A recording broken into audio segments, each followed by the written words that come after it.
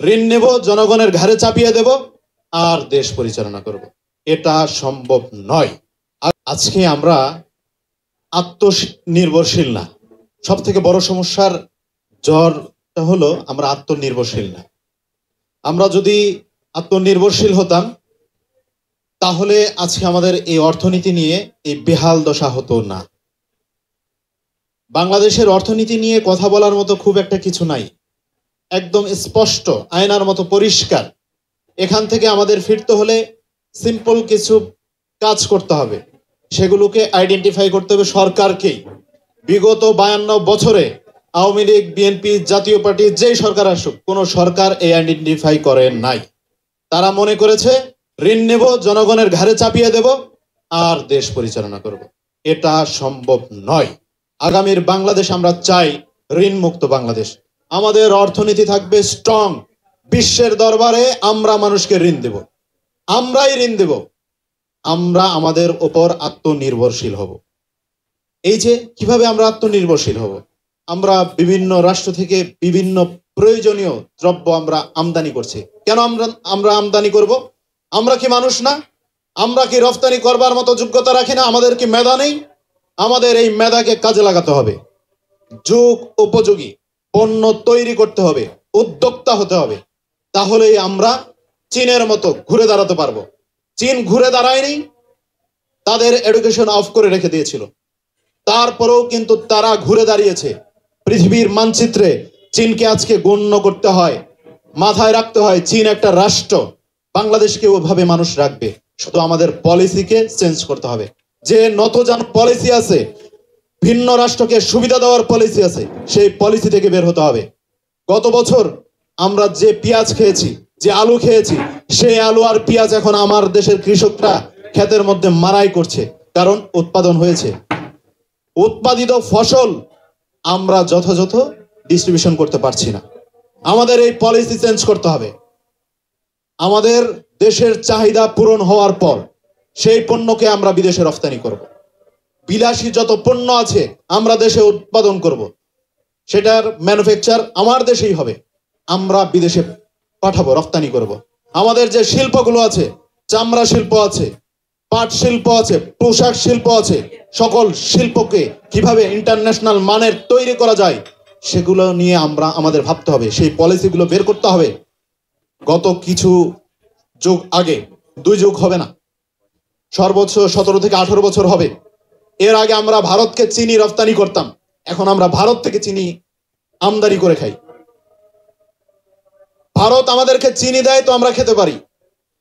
আমাদের দেশের চিনির কলগুলো যখন বন্ধ হওয়া শুরু হলো, পাল্টা তাদের দেশের চিনির কলগুলো চালু হতে শুরু হলো। এই নীতি কেন? আমার দেশের কৃষকরা এখন শস্য, টমেটো, ফুলকপি, পাতাকপি, তারপরে বিভিন্ন শস্যগুলো এখন জমিতেই শেষ করে দিচ্ছে। কেন? এগুলোকে কিভাবে সংরক্ষণ করা যায়, কিভাবে রফতানি করা যায়, কিভাবে এটা থেকে বেটার একটা খাদ্য দ্রব্য পণ্য তৈরি করা যায়, সেগুলো নিয়ে গবেষণা করবে দেশের আমার মেধাবী যুবক ভাইরা, মেধাবী লোকরা, যারা গবেষক আছে তারা গবেষণা করবে। তাদের জন্য গবেষণা সেল তৈরি হবে, এর মাধ্যমে আমার দেশের অর্থনীতি স্ট্রং হবে। আর যদি আমরা মনে করি আমাদের দেশে যারা আছে তারা শুধুমাত্র চাকরি করবে, সরকারি চাকরি করবে, শেষ, তাদের জীবন শেষ, না, এটা হতে পারে না। সর্বপ্রথম আমার দেশের অর্থনীতি ঠিক করতে হলে ঋণ, ব্যাট, ট্যাক্স এগুলা বন্ধ করতে হলে আমার শিক্ষা ব্যবস্থাকে চেঞ্জ করতে হবে। গবেষণামূলক উদ্যোক্তা হওয়ার জন্য কর্মমুখী শিক্ষা ব্যবস্থা তৈরি করতে হবে। যদি ছোট থেকে বীজ বপন আমরা না করতে পারি, আমরা হাজারো সেমিনার করে কোনো লাভ হবে না, আমরা হাজারো সরকার এখানে পরিবর্তন করে লাভ হবে না, হাজারো অর্থনীতিবিদ এনে এখানে কোনো লাভ হবে না। অর্থনীতিবিদ পরামর্শ দিবে, সে বাস্তবায়ন করবে না।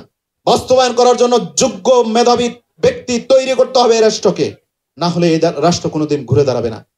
আজকে ডক্টর মোহাম্মদ ইউনূসের মতো একটি বিশ্বে অন্যতম যোগ্যতা সম্পন্ন ব্যক্তি, দ্বিতীয়টা পাওয়া দুষ্কর, সেই ব্যক্তি আমাদের রাষ্ট্রপ্রধান, কিন্তু আমাদের রাষ্ট্র এখন অকার্যকরের ভূমিকায় রয়েছে।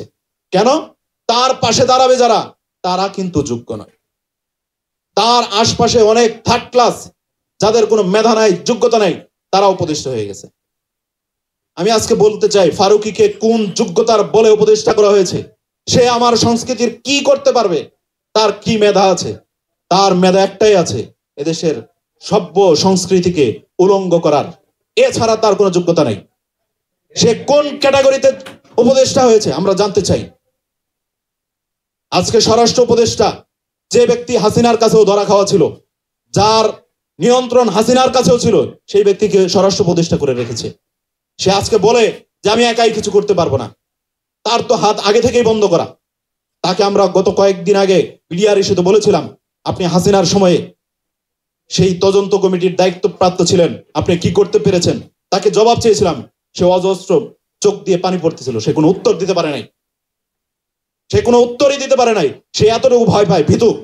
তাকে দিয়ে আইন শৃঙ্খলা বাহিনী কিভাবে আপনি সংস্কার করবেন, কিভাবে আপনার দেশকে সংস্কার করবেন, একটু জানতে চাই। এমন ব্যক্তি প্রয়োজন এই রাষ্ট্রের জন্য, এমন মেধাবী, এমন যোগ্যতা সম্পন্ন, এমন কর্মমুখী শিক্ষা প্রয়োজন, যেটা দিয়ে এদেশ সংস্কার করা যায়। সেটার জন্য পদক্ষেপ গ্রহণ করতে হবে। আজকে একদিনে হবে না, দীর্ঘমেয়াদী প্ল্যান রাখতে হবে, দীর্ঘমেয়াদী পরিকল্পনা রাখতে হবে। আজকে হুট করে বললাম হয়ে যাবে না, গোড়ায় গলত। এক সময় এক ইতিহাস পড়ানো হয়েছে, এরপর আরেক সরকার এসেছে, তাদের ইতিহাস পড়ানো হয়েছে। এই ইতিহাস দিয়ে দেশ গঠন হয় না, এই ইতিহাস দিয়ে অর্থনীতি গঠন হয় না, এই ইতিহাস দিয়ে সমাজ গঠন হয় না। যুক্তিক, যোগ্য, মেধাবী তৈরি করতে হলে, কর্মমুখী ব্যক্তি তৈরি করতে হলে গতানুগতিক চিন্তার সাথে মিল রেখে একটি শিক্ষা ব্যবস্থাই প্রয়োজন। শিক্ষা ব্যবস্থাই প্রয়োজন, এর বিকল্প কোনো কিছু নেই। ধন্যবাদ।